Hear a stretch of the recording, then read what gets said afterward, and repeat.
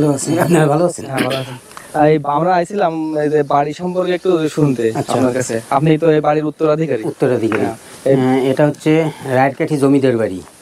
এটা প্রায় 400 বছর পূর্ব থেকে, এটা 400 বছর হয়েছে, এটার বয়স হবে।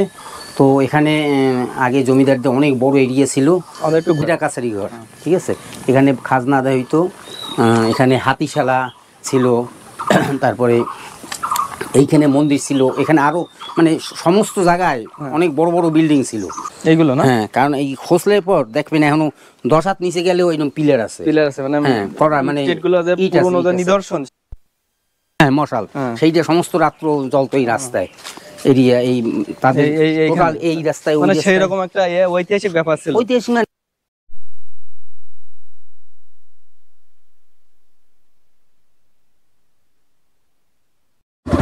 অবশেষে এসে গেলাম ফিরোজপুর সেই ঐতিহাসিক জমিদার বাড়িতে।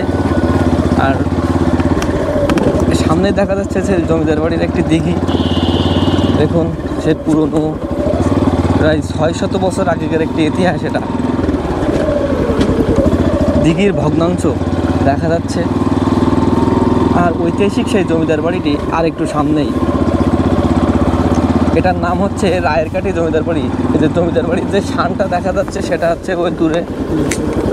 আর আমরা চলে এসেছি কিন্তু ওই সেই জমিদার বাড়িতে। এই মঠ, ভেতরের অংশ কেমন,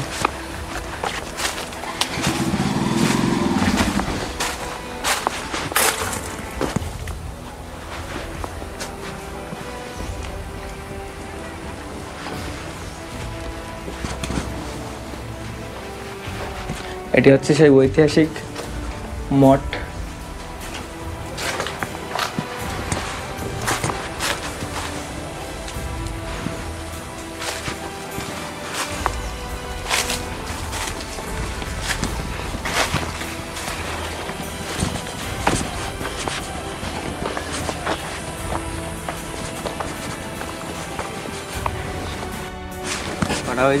এগুলো সব মানে এখানে আরো ছিল, বিল্ডিং টিল্ডিং ছিল, ঘর বাড়ি ছিল এখানে। এটা হচ্ছে কি বলো দিন, এটা হচ্ছে মঠ।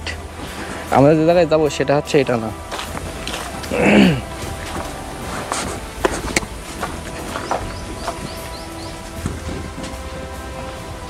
এটা কি মঠ, মঠের নাম কি জানা আছে দর্শক? আমরা কিন্তু চলে এসেছি সে ঐতিহাসিক মঠ বাড়িতে।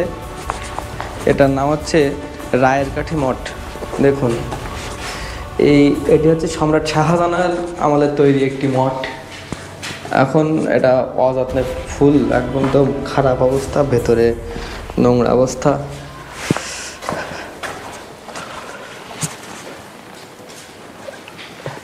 এই যে একটা ইতিহাস বলছে এটি আরো আগে অনেক। তো বন্ধুরা, আমার পিছনে দেখতে পাচ্ছেন সেই বিশাল ঐতিহাসিক একটি স্থাপনা। এটি সম্রাট শাহজাহানের আমলে তৈরি হয়। দেখতে পাচ্ছেন কত সুন্দর একটি স্থাপনা, ঐতিহাসিক স্থাপনা। এটির এখন খুবই বাজে অবস্থা, সবগুলো ভেঙে চুরে একদম শেষ। আমরা যেমনটা আশা করছিলাম এটা কিন্তু তেমনটা নাই। এখন দেখুন, এখানে খুবই অযত্ন রাখা হয়েছে। ইতিহাস বলছে এটি কোনো এক সময় অনেক জাঁকজমকপূর্ণ ছিল, কিন্তু এখন আর সেগুলো নাই।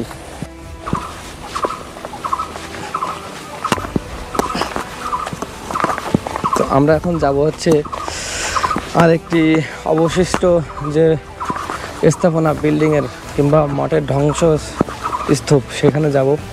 দেখা যাক এখানে কি আছে। এটা এত বড় একটা জমিদার বাড়ি ছিল, এই সম্পর্কে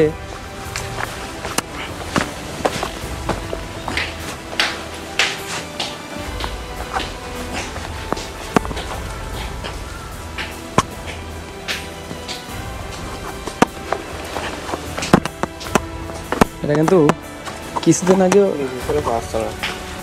হ্যাঁ এই যে দেখুন মাটির নিচে ভরাট করা হয়েছে, কিছু একটা ছিল মাটির নিচে। একটা সিঁড়ি মতো আছে, মাটির নিচে যাওয়ার ব্যবস্থা আছে, উপরে যাওয়া।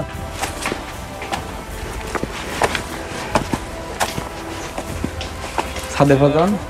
হ্যাঁ, রায়েরকাঠি জমিদার বাড়ি ভারতবর্ষে মোগল সম্রাট শাহজাহানের শাসনামলে পিরোজপুরের রায়েরকাঠি নামক একটি জায়গা। এই জমিদার বাড়িটির গোড়াপত্তন হয়। মূলত এখানে বন জঙ্গল ছিল, এগুলো পরিষ্কার করে এই বাড়িটি তৈরি করা হয়, যার ফলে এখানে নামকরণ করা হয় রায়েরকাঠি।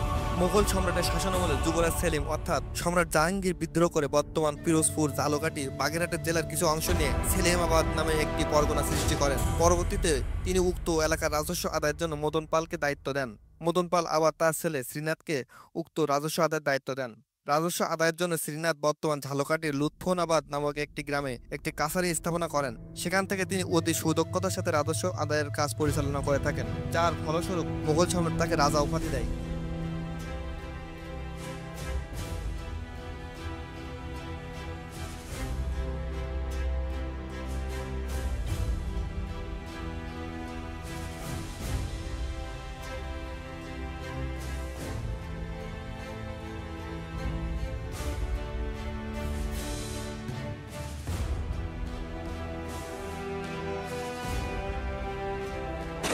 দর্শক, আমরা দেখতে পেলাম যে এটি হচ্ছে মন্দির ছিল।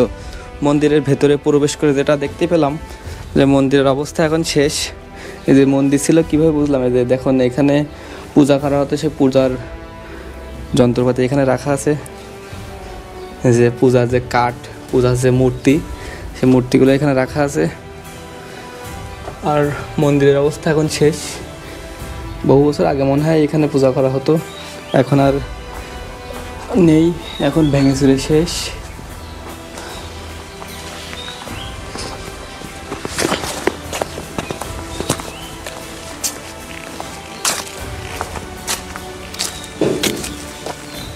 বন্ধুরা, এই বাড়ি নিয়ে কেউ কথা বলতে রাজি হচ্ছিল না, কারণ এই বাড়ি রয়েছে একটি কালো ইতিহাস। বহু কষ্টের পরে বাড়ির মালিককে খুঁজে পেলাম এবং তাকে কনভিন্স করে বাড়ি সম্পর্কে কিছু তথ্য নিলাম, সেগুলো আপনাদের সঙ্গে শেয়ার করব। ভালো আছি, আপনারা ভালো আছেন? হ্যাঁ, ভালো আছি। আমরা আইছিলাম এই যে বাড়ি সম্পর্কে একটু শুনতে আপনার কাছে। আপনি তো এই বাড়ির উত্তরাধিকারী। উত্তরাধিকারী। এটা হচ্ছে রায়েরকাঠি জমিদার বাড়ি। এটা প্রায় 400 বছর পূর্ব থেকে, এটা 400 বছর হয়েছে এটার বয়স হবে। তো এখানে আগে জমিদারদের অনেক বড় এরিয়া ছিল। আমরা একটু ঘুরে ঘুরে দেখাতে পারবেন? এই যে এইগুলি, এইটা হচ্ছে আপনার শনি মন্দির, মানে অনেকগুলি মন্দির ছিল এখানে। এটা শনি মন্দির, এটা হচ্ছে কাছারি ঘর। হ্যাঁ, এখানে খাজনা আদায় করা হতো, খাজনা আদায় হইতো। খাজনা এই যে জমিদারদের এখান থেকে আপনার ঝালকাঠি থেকে বাগেরহাট পর্যন্ত এদের এরিয়া ছিল। হ্যাঁ, তো এইখানে এই খাজনা আদায় হইতো এই ঘরটায়, ঠিক আছে? এখানে হ্যাঁ, এটা কাছারি ঘর, ঠিক আছে? এখানে খাজনা আদায় হইতো। এখানে হাতিশালা ছিল, তারপরে এইখানে মন্দির ছিল। এখানে আরো মানে সমস্ত জায়গায় অনেক বড় বড় বিল্ডিং ছিল, দোতলা বিল্ডিং সমস্ত জায়গায় ছিল। এটা কি ছিল? এটা বাস করতো দোতলা বিল্ডিং। এটা মানে বসবাস কয়েক বছর আগে বন্ধ করা হয়েছে। এটা বন্ধ করা হয়েছে আজ থেকে প্রায় 150 বছর আগে। 150 বছর আগে? হ্যাঁ, দেখুন ভিতরে দেখুন প্লাস। বন্ধুরা, এই জমিদার বাড়িটি একটি নির্মমতা সাক্ষী। সেটি হচ্ছে যখন শ্রীনাথ রাজ উপাধি পায়, তখন তার ছেলে রুদ্রনারায়ণ বর্তমান পিরোজপুরের রায়েরকাঠি এই বিশাল এক জঙ্গল কেটে একটি জমিদার বাড়ি ও একটি মঠ নির্মাণ করেন। মঠ নির্মাণ করার সময় তিনি নিম্নবিত্তের 5 জন হিন্দুর মুন্ডু কেটে মূর্তি স্থাপন করেন। পরবর্তীতে তার এই নিষ্ঠুর কার্যক্রমটি ঢাকার সুপ্রশাসক সুবেদার শাহবাজ খানের কানে যায়। এতে তিনি রাগান্বিত হয়ে দ্রুত বিচার শুরু করেন। ফলস্বরূপ নারায়ণের মৃত্যুদণ্ড দেন, যা হাজার হাজার মানুষের সামনে বাঘের খাঁচায় ঢুকিয়ে দেওয়া হয় তাকে। কিন্তু তিনি বাঘের সাথে লড়াই করে বাঘটিকে মেরে ফেলেন।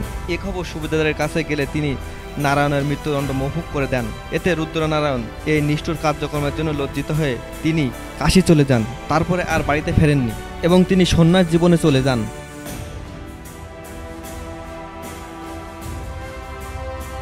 বন্ধুরা, 5 জন হিন্দুর মুন্ডু কেটে রুদ্রনারায়ণ যে মঠটি নির্মাণ করেন, সেটি আমাদের পরবর্তী পর্বে দেখতে পাবেন।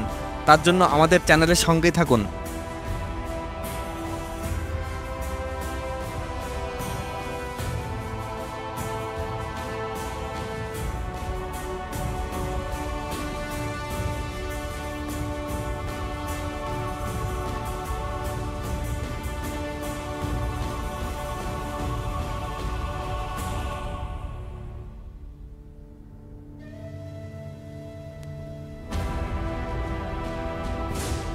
করা এইসব জায়গায় সমস্ত বিল্ডিং ছিল।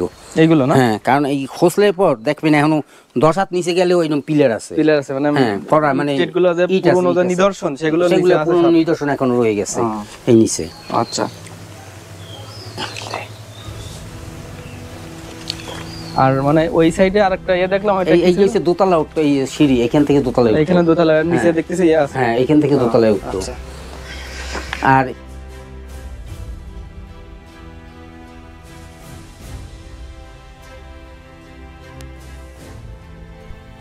হ্যাঁ, মশাল সেইটা সমস্ত রাত্র জ্বলতো এই রাস্তায়, এরিয়া এই তাদের টোটাল এই রাস্তায়। মানে সেই রকম একটা ঐতিহাসিক ব্যাপার ছিল। ঐতিহাসিক না,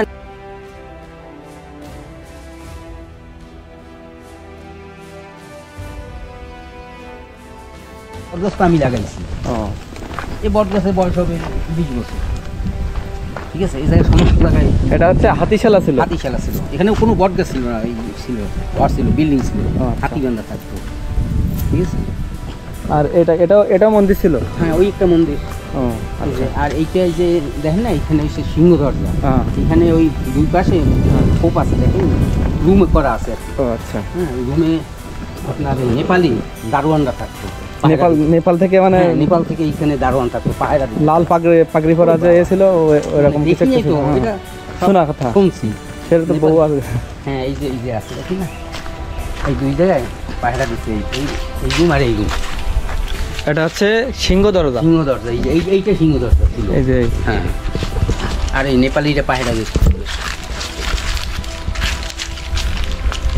আর এখানে কি পূজা করা হয়েছে মনে হয়? এখানে পূজার মন্দির, যে মন্দির। হ্যাঁ, এটা পূজা মন্দির। আচ্ছা, ঠিক আছে, আচ্ছা, আপনাকে অনেক ধন্যবাদ। আমি তো সবই ধ্বংসাবশেষ, কিছুই জানি।